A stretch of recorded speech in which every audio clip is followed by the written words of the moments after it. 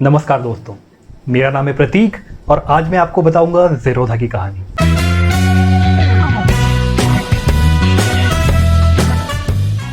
आज मैं आपको ये भी बताऊंगा कि कैसे आज के समय में भी एक कंपनी बिना किसी एक्सटर्नल फंडिंग के $1 बिलियन का आंकड़ा अचीव कर सकती है वैल्यूएशन के टर्म्स में। जी हाँ दोस्तों, ज़ीरोधा एक कंप्लीटली बूटस्ट्रैप कंपनी है और लास्ट ईयर 2020 में जून में इसने यूनिकॉर्न क्लब का टिकट हासिल कर लिया बिना किसी फंडिंग के। ज़ीरोधा स्टॉक ब्रोकिंग की फील्ड में वैसे ही रेवोल्यूशन लेकर आई जैसे जियो नेटवर्क प्रोवाइडर्स के फील्ड में लेकर आई थी और इसने एग्जिस्टिंग प्लेयर्स को बहुत कड़ी टक्कर दी। ज़ीरोधा को फाउंड किया दो भाइयों ने, निखिल कामत और नितिन कामत ने 2010 में, और आज के समय वॉल्यूम के टर्म्स में ये इंडिया की नंबर 1 स्टॉक ब्रोकिंग कंपनी बन चुकी है। कामत ब्रदर्स का जन्म हुआ एक बहुत ही ऑर्डिनरी मिडिल क्लास फैमिली में। उनके फादर एक बैंक के एम्प्लॉय थे और उनकी मदर एक टीचर थी। बड़े भाई नितिन कामत 17 साल की उम्र से ही अपने फादर का ट्रेडिंग अकाउंट मैनेज करना स्टार्ट कर दिए थे। उन्होंने इलेक्ट्रॉनिक्स एंड कम्युनिकेशन इंजीनियरिंग की पढ़ाई कंप्लीट की, लेकिन छोटे भाई निखिल कामत बचपन से ही उनका ध्यान उठ गया था पढ़ाई लिखाई से। उन्हें लगने लगा था कि हमारे एजुकेशन सिस्टम से कोई रियल वैल्यू ऐड नहीं होती लाइफ में। ये सोचकर वो बचपन से ही पढ़ाई छोड़ने के बारे में सोचने लगे और 14 साल की उम्र में ही उन्होंने अपना फर्स्ट बिजनेस स्टार्ट कर दिया था। वो कुछ छोटे मोटे मोबाइल वगैरह बेचने के बिजनेस करते थे और स्कूल से उन्होंने ड्रॉप आउट कर दिया। और फिर जब ये बिजनेसेस वर्कआउट नहीं हुए तो उन्होंने एक फेक सर्टिफिकेट बनाकर एक कॉल सेंटर में 8,000 रुपये की जॉब करनी स्टार्ट की। एक चीज़ जो दोनों भाइयों में कॉमन थी वो ये थी कि बचपन से ही दोनों को स्टॉक ट्रेडिंग में बहुत ज़्यादा इंटरेस्ट आने लगा और उम्र बढ़ने के साथ साथ ये एक अनडाइंग पैशन में कन्वर्ट हो गया। दोनों ने कॉल सेंटर में जॉब करना शुरू किया क्योंकि कोई फैमिली कैपिटल तो था नहीं उनके पास इन्वेस्ट करने के लिए, और वहाँ से जो उनकी सैलरी थी उसका एक पार्ट सेव करके उन्होंने ट्रेडिंग करना शुरू किया। और ऐसे कर करके ओवर मेनी ईयर्स इन्होंने एक अच्छी खासी जमा पूंजी भी बना ली थी। इसके बाद ऐसे ही किसी दिन किसी जान पहचान वाले से इनका एक कॉन्वर्सेशन हो रहा था और उस रैंडम कॉन्वर्सेशन में इन्होंने अपना ट्रेडिंग अकाउंट उनको दिखाया और उस व्यक्ति ने इसे देखकर वो बहुत ज़्यादा इंप्रेस हुए और उन्होंने इनसे बोला कि आप मेरा भी ट्रेडिंग अकाउंट प्लीज़ हैंडल कीजिए। इस तरह से उनको मिला अपना फर्स्ट क्लाइंट और फिर ऐसे ही करके वर्ड ऑफ माउथ से ये काफ़ी ज़्यादा लोगों में फेमस होने लगे और within a few days ही इनके 8-10 क्लाइंट्स ऐसे ही आ गए। और अब इन्होंने रियलाइज़ किया कि इंडिया में अच्छे ट्रेडिंग प्लेटफॉर्म्स की बहुत ज़्यादा कमी है, क्योंकि जब भी ये एग्जिस्टिंग ट्रेडिंग प्लेटफॉर्म्स पे ट्रेड करने का ट्राई करते थे अपने 8-10 कस्टमर्स के लिए तो बहुत इन्हें मुश्किल फील होती थी। और इवन इन्हें पहले से ये रियलाइजेशन था कि इवन नॉर्मल ट्रेडिंग के लिए इंडिया के जो एग्जिस्टिंग प्लेटफॉर्म्स थे वो ज़्यादा स्मूथ नहीं थे, ज़्यादा यूज़र फ्रेंडली नहीं थे, बहुत ज़्यादा कॉम्प्लिकेटेड थे। इसके साथ ही उन्होंने ये भी रियलाइज़ किया कि इंडियंस के पास पैसे तो हैं, काफ़ी सारे इंडियंस के पास, लेकिन स्टॉक ट्रेडिंग और स्टॉक इन्वेस्टमेंट के बारे में उनकी जो लिटरेसी है, फाइनेंशियल लिटरेसी स्टॉक इन्वेस्टमेंट के बारे में, वो बहुत कम है। आप में से ज़्यादातर लोग जो एक किसी मिडिल क्लास फैमिली से हैं, आप समझ सकते हैं मैं क्या कह रहा हूँ। ज़्यादातर फैमिलीज़ में इंडिया में जो 2 ही फाइनेंशियल एडवाइसेस दी जाती है, पहला ये कि FD करवा लो, दूसरा ये कि एक घर खरीद लो जितनी जल्दी हो सके। और कुछ लोग जो थोड़े वेल टू डू फैमिली में से हैं, थोड़े रिच फैमिली में से हैं, उनमें ये होता है कि गोल्ड खरीद लो जितना हो सके, gold is a good investment. लेकिन नितिन कामत का विजन था एक कंप्लीट इंफ्रास्ट्रक्चर को चेंज करना, एक नया इंफ्रास्ट्रक्चर क्रिएट करना जिसमें कि मॉडर्न जो फाइनेंशियल एजुकेशन है वो इंडियंस को मिले, खासकर यूथ को। वो चाहते थे एक ऐसा प्लेटफॉर्म दें जो कि इतना ज़्यादा आसान हो और यूज़र फ्रेंडली हो कि इंडिया का आम आदमी जो है, जो कॉमन पीपल है, मिडिल क्लास हो या अपर क्लास हो, वो ट्रेडिंग कर सके। क्योंकि उस समय ट्रेडिंग करना या स्टॉक्स में इन्वेस्ट करना बिल्कुल एक्सपर्ट्स का काम माना जाता था, कॉमन पीपल उससे बहुत दूर ही रहते थे।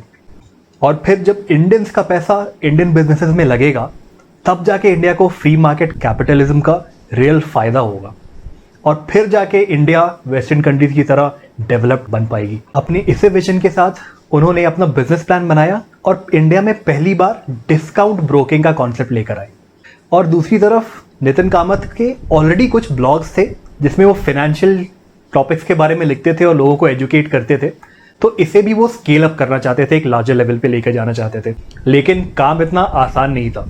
शुरू में तो ये दोनों भाई बहुत सारे इन्वेस्टर्स के पास गए अपना बिजनेस प्लान लेकर, बट उस समय कोई भी फिनटेक के वर्ल्ड में घुसना नहीं चाहता था, वो भी किसी स्टॉक ब्रोकर के साथ तो बिल्कुल नहीं। फिर नितिन कामत ने जो उनकी खुद की जमा पूंजी थी इतने सालों में, उसे लगाकर ज़ीरोधा स्टार्ट करने का फैसला किया फाइनली। अब देखिए कैसे इन्होंने जुगाड़ लगाया बहुत लो कॉस्ट में हर कुछ करने का। सबसे पहले जो मार्केटिंग कॉस्ट है उसे इन्होंने बहुत मिनिमल रखा और इसकी शुरुआत उन्होंने की अपने ब्लॉग से। इनके ब्लॉग पे ऑलरेडी जो कुछ ट्रैफिक आ रहा था उसे यूज़ करके इन्होंने अपने फर्स्ट फ्यू कस्टमर्स एक्वायर किए और शुरू के 1000 से 1500 कस्टमर्स तो इनके ब्लॉग से ही आ गए। दूसरा जो आईटी इंफ्रास्ट्रक्चर का कॉस्ट था उसे भी इन्होंने मिनिमाइज किया। एक चेन्नई बेस्ड स्टार्टअप थी, उनका एक बिजनेस होस्टिंग सोल्यूशन प्रोडक्ट था, उसके ये लोग बीटा यूजर्स बन गए। यानी कि इनिशियल 1-2 सालों तक इनका जो आईटी का कॉस्ट था अपने एप्लीकेशन को होस्ट करने का और अपने प्लेटफॉर्म को इंफ्रास्ट्रक्चर प्रोवाइड करने का जो कॉस्ट था वो बिल्कुल मिनिमम रहा या ज़ीरो रहा ऑलमोस्ट। इन्होंने ज़्यादातर काम डिजिटली शुरू किया, यानी कि जो फिक्स कॉस्ट थे, फिक्स एसेट्स के कॉस्ट थे, वो भी बिल्कुल मिनिमम रहे या ऑलमोस्ट ज़ीरो रहे। इस तरह से ये लोग एक लो ब्रोकरेज पे अपने कस्टमर्स को एक प्लेटफॉर्म प्रोवाइड कर पाए। डिस्काउंट ब्रोकरेज का मतलब है बिल्कुल बेसिक लेवल ऑफ ब्रोकरिंग। जैसे बजट एयरलाइंस होते हैं जिनमें कि खाना पीना और दूसरे जो 10 तरह के फैसिलिटीज़ हैं वो नहीं दी जाती है और बेसिक लेवल पे बस एक कस्टमर को उनके डेस्टिनेशन पे पहुंचा दिया जाता है। वैसे ही डिस्काउंट ब्रोकिंग में भी बहुत तरह के सर्विसेज नहीं हैं जो कि ट्रेडिशनल ब्रोकिंग में दी जाती थी, जैसे कि रिसर्च के रिलेटेड सर्विसेज या फाइनेंशियल एडवाइजरी रिलेटेड सर्विसेज। ये सब ज़ीरोधा ने नहीं दिया अपने कस्टमर्स को। दूसरा, ये बिल्कुल फ्लैट ब्रोकरेज चार्ज करते थे। जहाँ ट्रेडिशनल ब्रोकर्स वॉल्यूम के हिसाब से अपना ब्रोकरेज बढ़ाते जाते थे, इनका जो ब्रोकरिंग चार्ज था वो फिक्स था एक फ्लैट लेवल पे। अमाउंट चाहे 1000 रुपये का इन्वेस्टमेंट हो या फिर 1 करोड़ का हो, जो अमाउंट था ब्रोकरेज का वो बिल्कुल फिक्स था। पहले तो इनका प्लेटफॉर्म बहुत बेसिक सा था, लेकिन जब इनकी कंपनी को प्रॉफिट आना शुरू हुआ तो उस प्रॉफिट को इन्होंने री इन्वेस्ट किया अपने बिजनेस में और फिर 2014 में इन्होंने बहुत ज़्यादा इन्वेस्ट किया आईटी इंफ्रास्ट्रक्चर पे और एक बहुत तगड़ा इंफ्रास्ट्रक्चर बनाया अपना। इसके बाद ये लोग जाने लगे अपने बहुत ही यूज़र फ्रेंडली एप्लीकेशन के लिए और बहुत ही smooth and easy to use, presentable, very well organised इनके जो एप्लीकेशन थे वो मार्केट में आने लगे। इन्होंने बहुत सारे ऐप्स लॉन्च किए जैसे कि स्ट्रीक, सेंसिबल, कॉइन और काइट। और एक बार आपने ज़ीरोधा पे अपना डीमैट अकाउंट खुलवा लिया तो आपको सीमलेस एक्सेस होगा इन सारे प्लेटफॉर्म्स का। तो इन अ वे ये एक कंप्लीट एनवायरनमेंट क्रिएट कर रहा था जिसपे कि आप अपना हर तरह का इन्वेस्टमेंट एक साथ इनके प्लेटफॉर्म पे कर सके। ये भी इंडिया में पहली बार था कि आप एक ही प्लेटफॉर्म पे अपने हर तरह के इन्वेस्टमेंट, बी इट स्टॉक्स और बी इट म्यूचुअल फंड्स, हर तरह के इन्वेस्टमेंट को एक साथ ट्रैक कर सकते थे। ज़ीरोधा ने यूजर एक्सपीरियंस पे इतना ज़्यादा ध्यान दिया कि उनका एक ऐप है काइट, जिसे उन्होंने 10 रीजनल लैंग्वेजेस में लॉन्च किया। यही नहीं, लॉन्ग टर्म इन्वेस्टर्स के लिए ज़ीरोधा ने अपना ब्रोकरेज फीस 0 कर दिया, जो कि इंडिया में अनदर ग्राउंड ब्रेकिंग स्कीम था। ज़ीरोधा ने वार्सिटी नाम का एक फ्री लर्निंग ऐप भी लॉन्च किया, जो कि उनका जो विजन था फाइनेंशियली एजुकेटेड भारत का, उसे और भी आगे लेकर जाता है। आज ज़ीरोधा देश का सबसे बड़ा ब्रोकरेज फर्म बन चुका है और it has about 6 million users और ये साल के $63 मिलियन के प्रॉफिट भी कमा रहा है। सुनने में तो ये बिल्कुल एक ड्रीम की तरह लगता है कि सिर्फ 10 सालों में एक कंपनी बिना किसी एक्सटर्नल फंडिंग के $1 बिलियन के वैल्यूएशन तक पहुंच जाती है। लेकिन हम ये नहीं भूल सकते कि इसके पीछे ये स्टार्टअप शुरू करने से पहले दोनों भाइयों का 13-14 सालों का ट्रेडिंग का एक्सपीरियंस था। ये दोनों भाई सालों से जेन्युइनली पैशनेट रहे हैं स्टॉक ट्रेडिंग के बारे में और इसलिए उन्हें एग्जिस्टिंग मार्केट की बहुत ज़्यादा समझ थी और इस मार्केट में कस्टमर्स को कहाँ दिक्कतें आती हैं, कहाँ गैप्स है, इन सब बातों की भी बहुत गहराई से समझ थी। इन दोनों ने अपने ट्रेडिंग करियर्स में 2 बड़े क्रैश देखे, एक साल 2000 का और एक साल 2008 का।